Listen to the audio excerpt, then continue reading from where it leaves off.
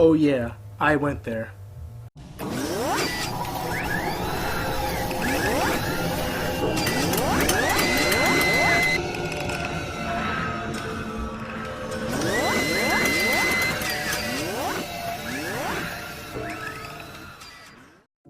Hello everyone, it is I, the Alfred Adventure, here with another episode of albums I got recently, where I show off some of the albums that I got within the past few weeks, the past few days, months, whatever. This is more of the albums that I got over the holiday weekend, and that goes about back to October. So it's from October to now. So yeah, like Christmas stuff, whatever.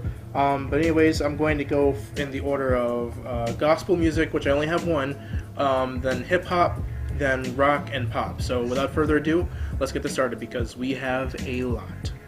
The first and only gospel record I have is Losing My Religion by Kirk Franklin. This is his latest release, and I would go as far as to say that this is perhaps one of the best gospel albums of the past 5, maybe 10 years. This album has a lot of the same spirit as a hip-hop album, but it's in the form of a gospel album, and I would say it's actually kind of influenced by To Pimp a Butterfly because it has a lot of the same kind of stuff that To Pimp a Butterfly was talking about with like gang violence and, you know, being proud in one's, you know, self, being proud in one's culture and everything.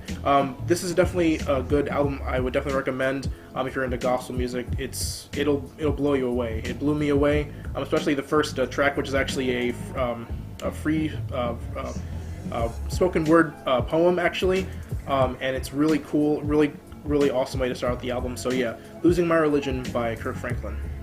Now in this video I have a lot of twosies, as in I have a lot of two of the same artist or band, and with starting this hip-hop section, we're going to have our first group, and that is America's Most Wanted and Death Certificate, its sequel, both by Ice Cube. I first kind of started listening to Ice Cube after Straight Outta Compton. I was really impressed. I really wanted to see, you know, if Ice Cube was really as good as he, you know, was portrayed as in the movie. And I was not disappointed. This album, I listened to it the first time. It was incredible. It was really good, and I said to myself, I have to listen to the sequel. And Death Certificate was even better. It took what was on America's Most Wanted and stepped it up. You might remember the diss track, No Vaseline, which was shown in the movie really perfectly, and it's a great way to end out this particular record.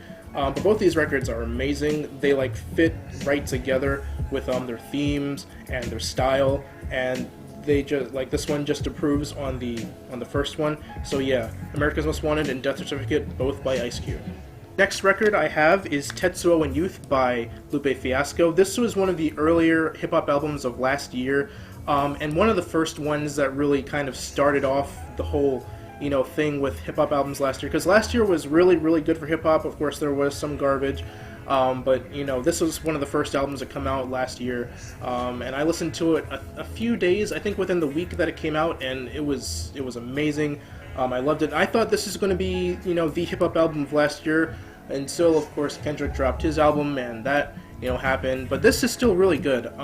It's very cinematic. It's very much of a concept album, which is really cool. The beats are great. Lupe, especially on Mural, oh my goodness, Mural is just straight fire all the way through. It's like 8 minutes of just, you know, bars on bars on bars. So I definitely recommend you check out Tetsuo and Youth by Lupe Fiasco.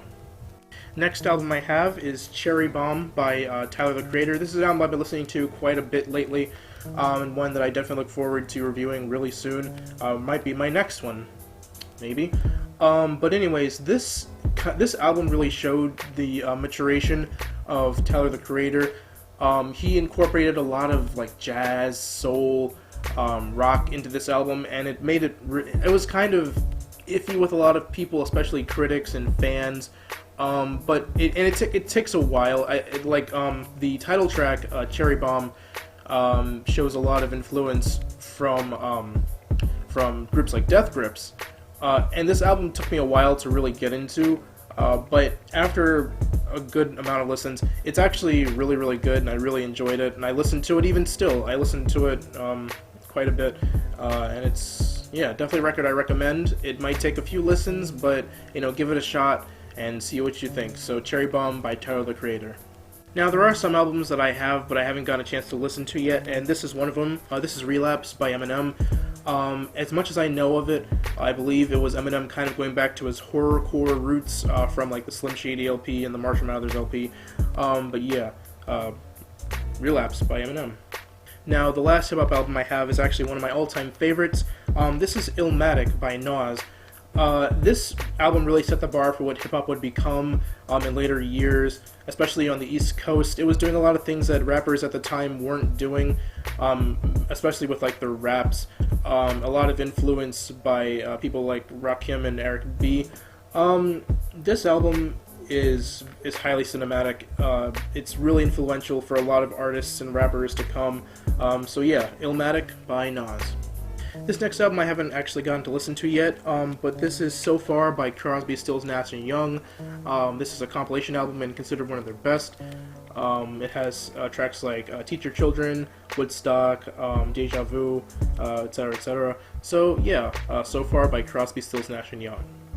The next twosie I have is Brothers and El Camino, both by the blues / garage rock band the Black Keys. Both are very earthy, back to basics rock albums, and both are quite enjoyable to listen to. They're both I definitely recommend. So yeah, Brothers and El Camino, both by the Black Keys. The next twosie I have is Highway 61 Revisited and Blonde on Blonde, both by Bob Dylan.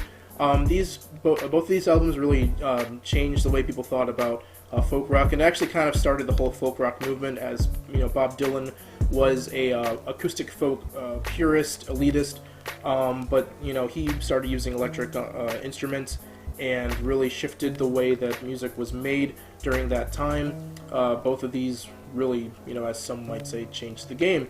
So yeah, Blonde on Blonde and Highway 61 Revisited, both by Bob Dylan. Next twosie I have is Odelay and Sea Change, both by Beck. Ever since Morning Phase, I've been trying to get more into Beck, and I decided to get these two albums. Odelay and Sea Change are two completely different albums. Odelay is more like alternative rock, alternative hip hop kind of stuff, while Sea Change is more like folk, country, alternative rock, stuff like that. Really slow stuff. This is more like fast and exciting stuff, but both are amazing albums. This, of course, is like this was the first half of what would become. It was the prequel to Morning Phase. So this and Morning Phase are linked. This was really Odelay was Beck's breakthrough album, and really put him on the map for where he would eventually go, which is musical greatness. So yeah, Odelay and Sea Change, both by Beck. The final twosie I have is Wish You Were Here and The Division Bell, both by Pink Floyd. Both albums are quite different. I actually haven't gotten to listen to this album in its entirety yet. I've listened to a few tracks, and both of them have different themes. This one deals with loneliness and longing, especially because of Syd Barrett. A lot of the songs revolve around Syd Barrett, who was the founder, and of course because of his mental illness and everything, had to leave the group. And this one deals with communication. And both albums, their style is very much different from each other. This one, of course, is more it's more psychedelic and of course progressive, but this one has different styles infused with it, as much as I've listened to, of course. But yeah, Wish You Were Here and The Division Bell, both by Pink Floyd. Next album I have is Boys and Girls by Alabama Shakes. I know it's kind of hard to see the cover. It's not totally white. It does say Alabama Shakes right here, and under it Boys and Girls. It's just really hard to see. But anyways, this is their debut album. Apart from their style, the styles are very much similar. This one, as much as I've heard of it, is much grittier, much earthier than Sound and Color, which of course it was one of my favorite albums of last year. But yeah, Boys and Girls by Alabama Shakes. Next album I have is My Aim Is True by Elvis Costello. This is actually his debut album. This album was one of the forerunners in the new wave punk rock movement. This isn't, of course, like super duper heavy by any means. This was like early punk rock and new wave, but it's a really great record. This album started, of course, the legacy of Elvis Costello, who is considered one of the greatest artists of all time. And my girlfriend introduced me to a song by Fall Out Boy called What a Catch Donnie, and it had Elvis Costello in it, and I was like, hey, I've heard of Elvis Costello, and I decided to check out more of his music, and I decided to pick this up, and really great record, definitely recommend. So yeah, My Aim Is True by Elvis Costello. Next album I have is In Through the Outdoor by Led Zeppelin. I actually haven't gotten to listen to this album yet, I apologize.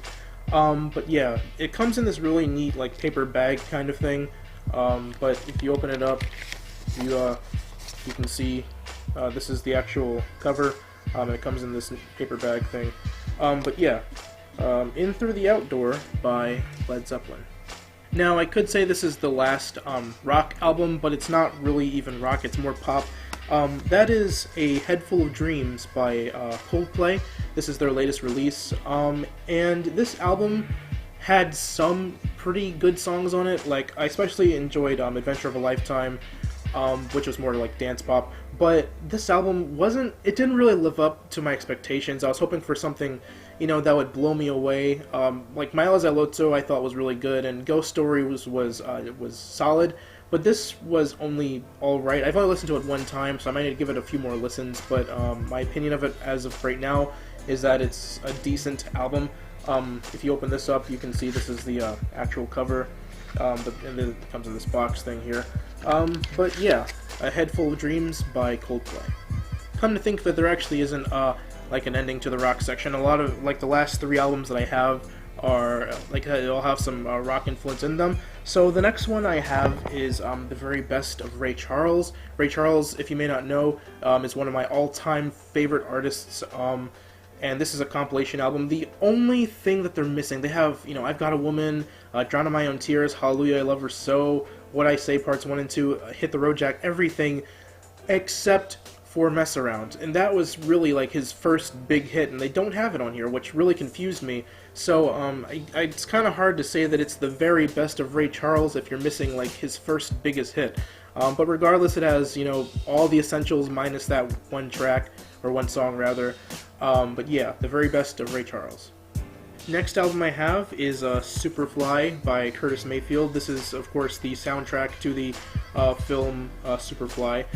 But the soundtrack actually got more attention than the film did. I haven't seen the movie, but yeah, this album is soul, jazz, funk perfection, and I definitely recommend if you're into that kind of stuff. So yeah, Superfly, the soundtrack by Curtis Mayfield. The final CD I have is Hit and Run Phase 1 by Prince. This was released last year, and it was actually kind of a surprise to me.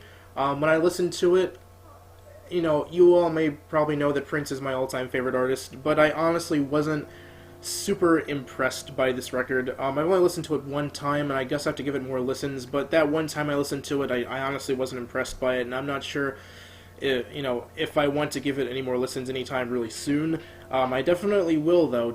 Maybe my opinion will change. Sometimes it takes more than one listen to really get into a record, but it just wasn't impressive. It wasn't impressive to me. It wasn't something that I really got into on that listen. But I'll give it some more listens. Maybe it's really good to some people. Maybe I'm just saying it's not that great because I only had one listen of it. But yeah, Hit and Run Phase 1 by Prince, and I guess if it's Phase 1, there's going to be a sequel or something coming out soon. I also had to add this one after the fact. I know I said the last record would be the last CD, but I also got 25 by Adele. I almost forgot that I had it. It's a really great record, and I definitely recommend it. Has very much of a deep soul, folk type of feel to it. But yeah, definitely recommend this record, Adele 25. Now, I know I said I only had 3 albums left, but I kind of lied. I wanted to save the best one for last. I got this as a Christmas present from my wonderful girlfriend, and that is a vinyl copy of With the Beatles, of course by the Beatles. It's sealed. I'm not going to open it. I actually want to hang it on my wall. I don't I think it's a little bit too valuable to just, you know, rip open, and this might be worth something, you know, a lot at some point in time. But this is actually one of my favorite Beatles records.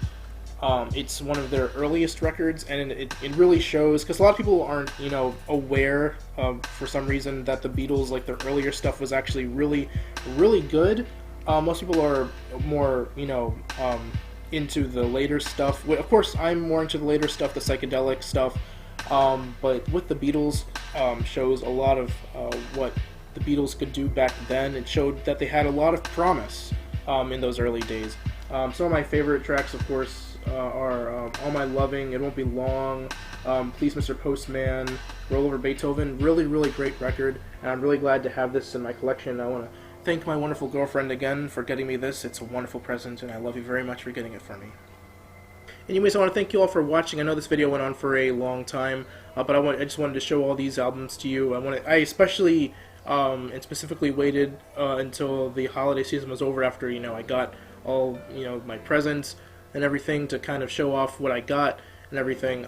But anyways, if you like this video, please hit the like button, and also subscribe if you want to see more.